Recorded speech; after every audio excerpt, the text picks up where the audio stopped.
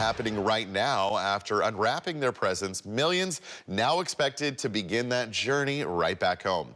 The weather having some impacts on travel plans for many folks. KRON 4's Joey Horta is live at SFO with the latest. Joey, it does look a little busy behind you. Yeah, a little bit.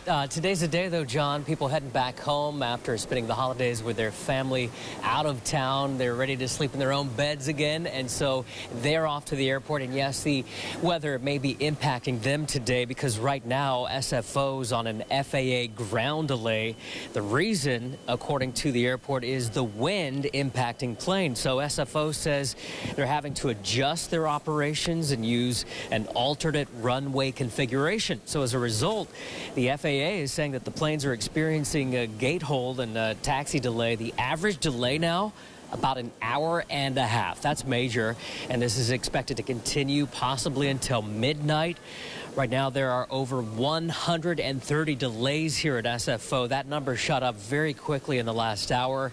More than 10 flights are canceled here.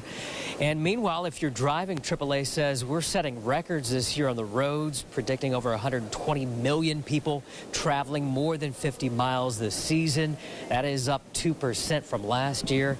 AAA saying they're expecting more to hit the road, fueled by lower gas prices. So SFO projecting they're going to see a 4% increase in travelers here throughout the holiday season. That started back at Thanksgiving and continues all the way until New Year's Day. They expect to hit 6 million travelers passing through here like right now by then next week. So very busy time, and these wind speeds expected to have an issue still this morning, John.